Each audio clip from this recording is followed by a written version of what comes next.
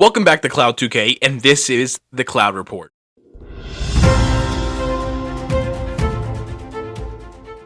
Today on the Cloud Report, I'm talking about the NBA, the sport of basketball, but really just the NBA.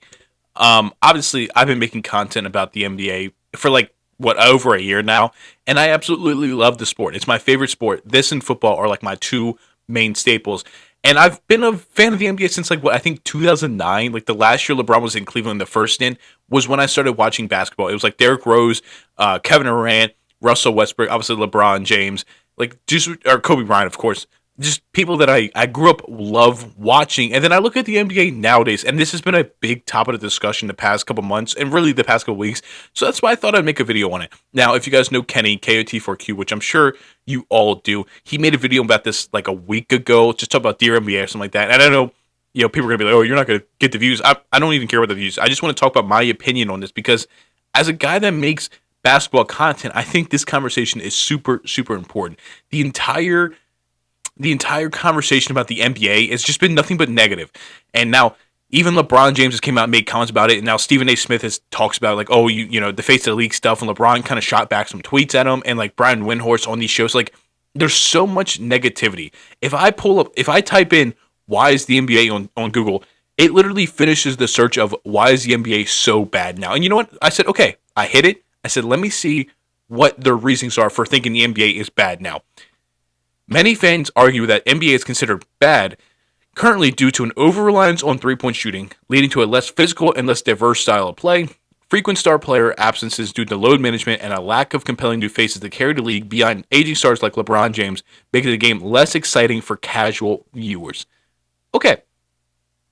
So basically, dominant three-point, people are shooting threes more than ever, load management, people are taking rest days, injury management days, lack of new superstars, where basically after like LeBron, Kevin Durant, Steph Curry, where does this league really sit right now? Soft officiating and then super team formations. So, okay, I think I'm going to take each one of these key pieces that they list. I'm going to talk about it. I'm going to talk about why I either disagree. I might see some. I see why they're saying some of this stuff, but I'll give my opinions why I think I disagree with some of it, and then I'm just going to kind of say like why I still love the NBA. Dominant three-point focus. It's no doubt the NBA is shooting more threes now than ever. I have a list here on, Basketball Reference, that in 2024-2025, teams are shooting 37.5 threes per game. Last year was 35, 34, 35, 34, 34, 32, 29, 27, 24, 22, 21, 20, 18, 18, 18, 18, 18, 17, 16, all the way back to 2005, 2006. So yes, we are shooting the three ball now more than ever, but there's also been a revolutionized version of this game. So it's hard to take nostalgia out of basketball because a lot of us, including myself, grew up on late 2000s basketball, and a lot of people still even earlier, like early 2000s, 90s, maybe in some 80s, 70s. You guys have grew up watching a style of play, and I get it. When you think back to the version of the basketball you started watching, that is going to be probably your favorite version of basketball. I look back at the Kobe Bryants, even like the early DeMar DeRozans, and like people that are like mid-range maestros, people that got to the basket, hit the mid-range shots, and you're like, wow, this is why I fell in love with basketball, and because it's not the same way anymore, I now think it's boring or I don't like it. And that's where the problem comes in, is that you're not open to change, especially if the change is a good one. And I know what you're saying. There's no way 37 attempts a three a game is a good thing. What is the difference between players taking a foot on the line 2 versus stepping a foot back and making it worth 3 points? Is that really that much of a difference to you where you dislike basketball now? Okay, so this is on Celtics Life. I've been looking through like a bunch of shot charts, just trying to find what I was looking for here. The game has changed. Most common shot selections in the NBA, 2000 versus 2023. So this is about 2 years old now. But still, this is from Kirk Goldsberry. We'll look at 1990 to 2000. It is under the basket. It's right above the key. It's on the wing mid-range, the side mid-range, and then you have the corners, the wings, the top of the key on either side. And you look at now, it is, obviously this isn't perfectly accurate because people still do take mid-ranges, but it's mostly around the three-point arc and is at the basket because the easiest shot in basketball is a layup. The shot worth the most points is the three-point. Why am I taking shots along the edge of this mid-range too when I can step back 1 foot and get an extra point out of it. It doesn't make sense. The game has now been revolutionized and it is smarter than ever. You can't for the life of me tell me that like you enjoy seeing 4 players within 15 to 20 feet of the basket, all trying to figure out, get to their spots, work around, get open to take shots. You can't tell me you enjoy that. And if you are, you're lying to me, or you're just, I don't want to say stupid, because I don't want to call people stupid for it, but it's like, maybe that's what you enjoy. Okay, but that is not good basketball. We have so many people. You even look back to like even a last year version of the Detroit Pistons where they lost 8 straight games in a row because the team, not just because, but one of the biggest reasons is the team lacked spacing. Cade Cunningham had nowhere to go because nobody could shoot the ball, so everybody was in this mid-range area.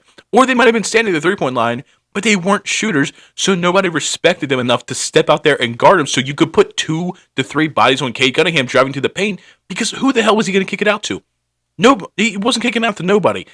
That's why the NBA is now different. You have space, and you have people that can stand out on this three-point line and be respected well enough that you can't send triple teams going to the bat. That's one of the biggest reasons the Pistons are a lot better this year. If Cade driving kicks, he actually has somebody he can kick the ball out to. And now because he has shooters, he doesn't see as many bodies getting to the paint because they can't leave their shooters open. It's just a revolutionize of the game. You don't like it because they might miss more, and I get that. You do shoot a lower percentage from a 3 than you will at 2. I get that. But it makes itself up in the points. I have a hard time understanding. Like, it's kind of hard to put into words. But like, just imagine you're watching LaMarcus Aldridge stand at, I don't know, like I said, he has both his feet, or he's like a step inside the 3-point line, and he makes it mid-range. You're telling me if he takes one step back and it's over a 3, you now dislike that? What is you know what I'm saying? Long 2s and 3s. What is the difference in watching that? There's almost no difference in that. You just don't like that the game has changed from how it was when you grew up, so you now dislike it. You now say it's boring because teams have gotten smarter and figured out how to run their offenses. Offenses today are 10 times better than anything we had seen in the past. And that brings us to a defensive conversation about like soft officiating. Teams can't play defense. Offenses have gotten better. We've all seen the clips of the Wilt Chamberlain era, the Bill Russell era, where people were just kind of walking to the basket, putting up layups. They'd get hit by defenders. They'd get knocked down by defenders, and it wouldn't be fouls back then. And a lot of people were like, oh, that's what I love. I love the tough physical defense, even up into the 90s of the Bad Boy Pistons, or even into the early 2000s with the 2004 Pistons team. These teams that are defensive focused, we still see that. We have teams, some of the best teams in the leagues, that are still the number 1 defense. We'll look here at team defense. Defensive rating 105.4 is the Oklahoma City Thunder, who are no doubt the best or second best team in the entire NBA. They are a full, almost 4-point better defense than the Orlando Magic at 109. Let's go back to 1999 to 2000. The best defensive rating was 96. That's about a 10-point difference. But you're telling me in 25 years, it is a 10-point difference between the best defense then and the best defense now, and that is enough for you to hate the sport? That's enough for you to call the sport boring? The sport has not changed as much as you think it has. It is still, at the end of the day, I'm trying to put the ball in this basket, you're trying to stop me from putting the ball in that basket. People, the offense have gotten better. The defenses haven't gotten worse. The offense has gotten better. And the age-old, we all know the saying, defense wins championships. And that is still the case because all these NBA championship teams in the past 20 years have a top-end defense. It is still the case. You still need a top defense to win in the NBA. But the difference is you got to be able to score the ball. And now teams run so many actions that the high pick and roll is such a spammed move in the NBA today because it creates space between the offensive player and the defender, and it lets the ball handler make the decision to shoot the ball, drive the ball, kick it down to the roll man, or if he's popping, or kick it out to the corners for a shooter. It makes it so much easier for the offense because there's so many more options, and they're now smarter. They're smarter these days. You saw it early, the Steve Nashes, the Jason Kidds, the guys that like were in the 2000s that kind of helped make that transition to these smart point guards that are able to make these quick decisions, to John Stockton's even back into the 90s. These guys that run these pick and rolls that can either drop it down to the roll man, kick it to the corners because that is the smart basketball play. And I think people just don't like. Again, I said it before. They don't like change. They don't like how it's smarter nowadays. They want the dumbed down version of I'm just gonna try to get to the paint. Man, oh man, you got to stop me. And I get that. There's times where it is really cool to see Giannis run into the paint against a Rudy Gobert or like somebody along the caliber. It's like you have a great driver versus a great rim protector. Who is going to win? I get that. We all enjoy that. But at the end of the day, it's bad basketball. The floater game is a beautiful game to have. But if we're taking 18-foot jumpers all the time, it's bad basketball. It is bad basketball. The easiest shot in the game is a layup. Get to the rim. If you can't get to the rim, get some spacing, get the 3-point. It is like I don't know how else to explain it other than the fact that it is literally the easiest and smartest shots in the game. Lack of new superstars is definitely a conversation of who's watching the game. Because it is so easy for people that do not watch the NBA to say, oh, well, Curry's old, LeBron's old, Kevin Durant's old, Russell Westbrook's old. We have no new superstars. That's far from the truth. We have a guy that is a 3-time MVP, might be a 4-time MVP. That is, 29, 30 in Nikola Jokic. Giannis, an MVP, a champion. Oh, Jokic also a champion. Giannis, an MVP and a champion, 30-ish, around that age. You have Shea, an MVP frontrunner this year, 25. Anthony Edwards is 23. You have so many good young players. Like, you can look at even the Tyrese Maxeys, Tyrese Halliburton's, the Jalen Brunson's, Karl-Anthony Towns. There's so many names I could list here that I'm going to forget, and it's going to make me sound really bad. But you even have the younger stars, like the LaMelo Balls of the world. It's like, okay, he's really, really young. What kind of, there's so much good young talent. And just because you don't want to look at them the same way look at LeBron now, does not mean this league has no superstars, or the lack of new superstars. They're there. Let's look at the MVP odds. This is from 3 hours ago from Fox Sports, 2024-2025 MVP odds. Shea, Nikola Jokic, Giannis Antetokounmpo, Jason Tatum is the top 4. Shea is how old now? Shea is, like I said, I think 26 years old. Nikola Jokic is 30. Giannis is, I think he's 30 as well. Maybe he's 31 by this point in time. Nope, 30 years old. And then Jason Tatum is 26, I believe. And Jason Tatum is one of the biggest reasons I'm having this video. He's 26 years old. Yeah, he'll be 27 here in 2 days, or actually tomorrow. Happy early birthday to Jason Tatum. The 4 top guys in the MVP are 30 and younger. We have these stars. You're just not looking at them the same way. And part of that is because LeBron, Steph Curry, Kevin Durant, all these older stars are still so good that it's kind of hard for them to pass the torch. Luka Doncic, he plays with LeBron. I can't believe obviously this whole thing, he's 25. He's about to be 26 years old. Maybe he's 26 now. There's so many young stars in this game, but because these older stars are still playing as good as they are, you are refusing to move your eyes to the younger stars. And I get it, man. I'm such a big LeBron fan that, I don't want to think of the NBA post LeBron, but we got maybe 2 years left, man. It's just what it is. Father Time always wins. This guy is 40 years old. He'll be 41 at the end of the year. It's going to happen. So you have to then force your eyes onto these younger stars. The Jason Tatum and Luka are the 2 that it's and Shea, obviously, are the 3 that it's these are the guys that are taking this game for the next 10 years.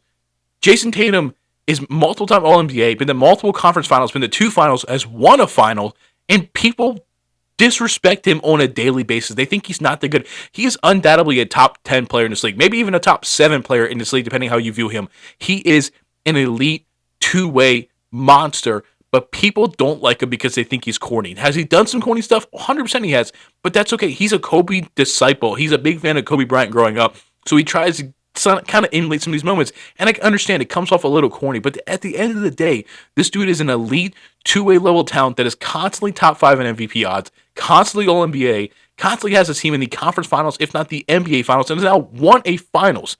This is an elite player we were watching, but because you think he's a little bit corny, you don't like him. Shea, this guy was a young player, came out of Kentucky, goes to the Clippers, has a decent rookie season, is part of a Paul George trade, is kind of like the throw-in player, ends up becoming elite. He has about 2 or 3 seasons where he's good. He's about 2 or 3 seasons where he's good, but they shut him down early because the Thunder were trying to tank. Now they bring in Chris Paul. They make the playoffs as I think an 8 seed or whatever that was.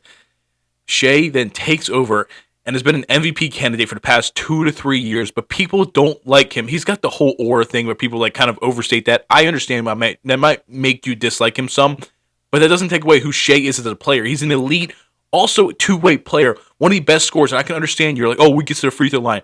He knows how to manipulate defenses and knows how to manipulate officials. I can't get that word out. To get himself to the line. The free throw is one of the easier shots in the game too. So if he can get, what is he averages, like 8 or 9 free throws a game? That is 8 or 9 easy points he's getting every single night. That is elite. That is good. That's not bad. That's good ball knowledge. He's getting easy points for his team. Then we look at Luka Doncic, a guy that has been All-NBA, 5 times in his young career, has been to an NBA Finals, has been to another conference finals, just got traded to the Los Angeles Lakers to play next to LeBron James, and the whole city of Dallas about burned itself to the ground because they couldn't understand why Nico Harrison and why the Dallas Mavericks would do something stupid like that. Luka's already a Hall of Famer. He is. Between his EuroLeague and then now his early NBA career, this dude is already a Hall of Famer. But people don't like him because he's fat, like that Nico Harrison slander campaign was trying to be. Whatever, bro. Whatever. This is one of the best basketball players of all time we are watching, who is still only 26 years old. This is now the time to appreciate that. Victor Wembanyama is 21. He's going to miss the rest of this season because of his blood clot. So, shut up, Victor Wembanyama. I hope you do well. I hope you recover well. Hopefully, this is just a one-time thing. They say it's a one-time thing, so let's hope it's a one-time thing. Asar Thompson had it last year, missed the back half of his rookie year. Ended up working out fine for him. He's been really, really good this year as well. The Thompson twins, another good, but whatever. Victor Wembanyama, is coming over as a 7'3", 7'4" unicorn of a guy that can dribble the ball, shoot the ball, get to the paint. It's a phenomenal defender. Again, potentially one of the best basketball players we've ever seen, but because he doesn't attack the paint enough and use his size enough at 7'4", people don't like him. We're seeing a 7'4" guy hit between the leg dribbles to the step back three.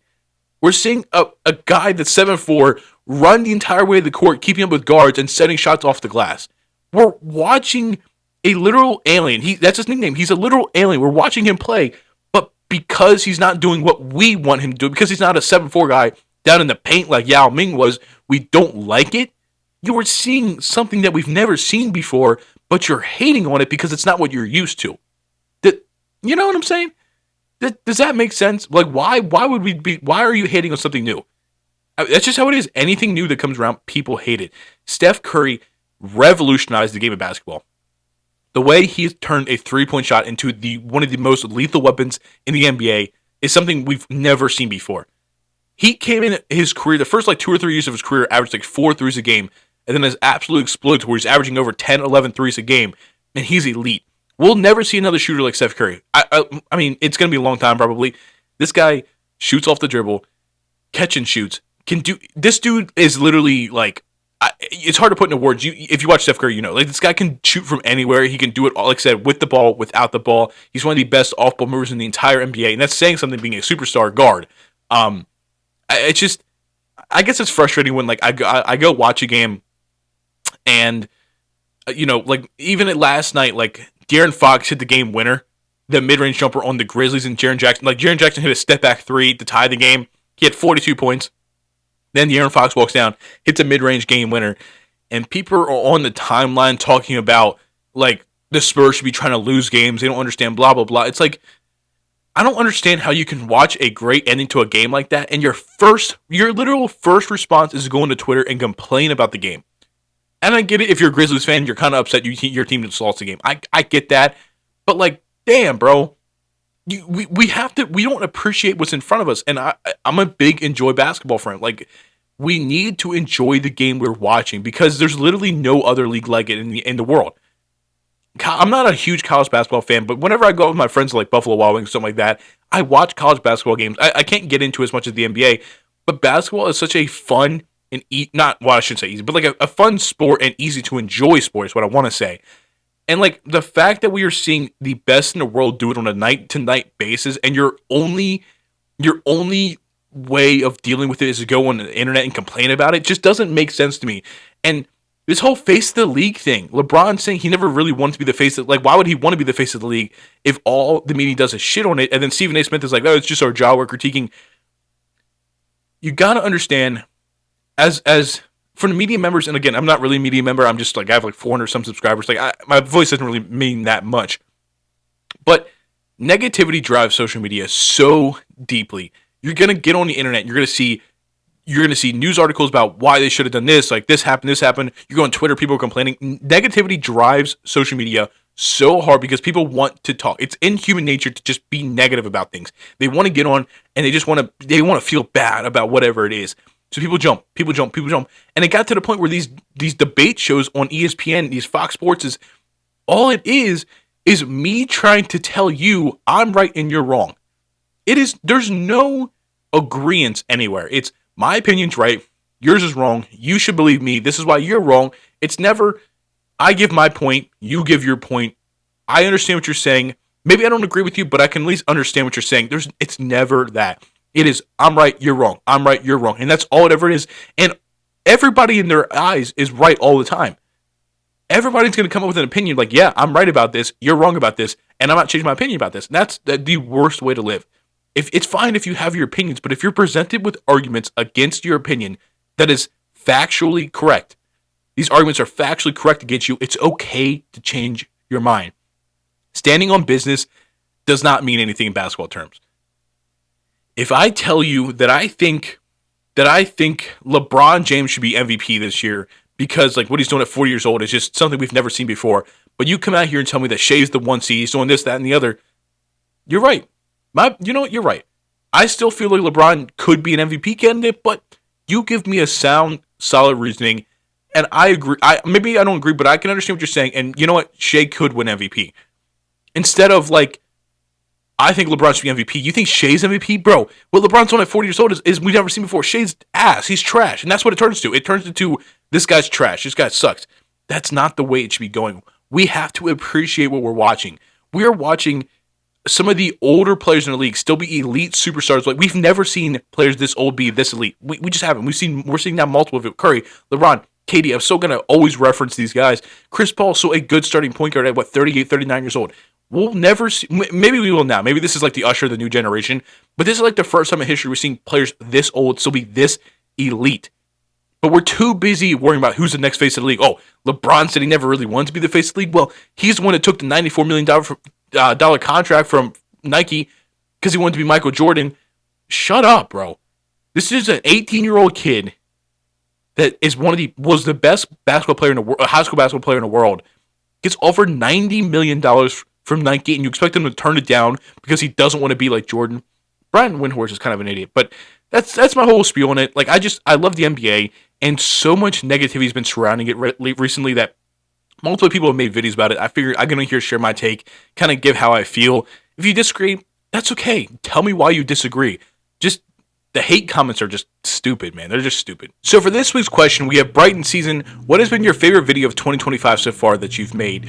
And 2025 has been great for me, man. It's been a huge jump in subscribers and views on my channel and just more consistent, like, I'm talking to people in comments. Like, it's just, the engagement's been really, really good. And I'm so grateful for each and every single one of you that have tuned into my videos, whether it's me just talking, my reactions to stuff, my 2K rebuilds, my challenges.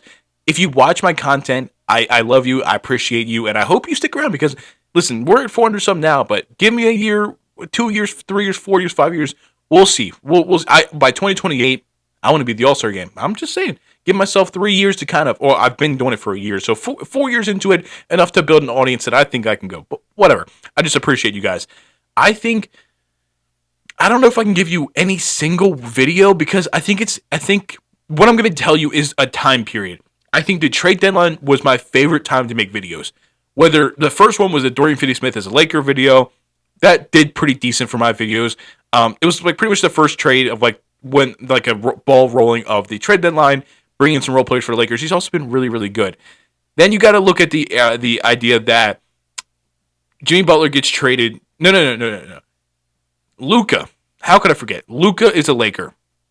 That was a video that it was like 1 a.m. Me and my friend were playing video games, and we get the notification. Obviously, nobody thought it was real at the time. It ends up being real. I record this. It was like the first video I've ever done. Like, that was the first year I was a part of the trade deadline where I could sit down and make a video of me reacting to the trade deadline. And the first big trade I get is Luka Doncic getting traded to the Lakers. What a start. What a way to start. We then turn around the very next day and get De'Aaron Fox a Spur. Then we get Brandon Ingram to to the Raptors. We then get Jimmy Butler to the Warriors. So that like 2-week span of everybody getting traded, starting with the Dorian Finney-Smith trade, was my favorite time to make videos so far in 2025. Some of them didn't do as well. Some of them did pretty good. Obviously, Luka and the Lakers it's just going to get views compared to some other videos. But like me being able to be a part of this trade deadline as a content creator in real time was so much fun. I got reaction engagement on those videos where I was actually able to talk about some things. That was just definitely my favorite moment. I appreciate you guys watching this episode of the Cloud Report. It's a bit of a longer one, but I have more to talk about today. So, I'm trying to hit the road to 500 subscribers. I'm like 30 away at this point in time. So we're getting there. We're getting there. Please like, comment, subscribe. Also check out the podcast. I'm on J&G. My co-host Levi Garbage Man he's doing an Akron series right now on Comfortable 25. So check that out, and I'll see you guys later. Peace.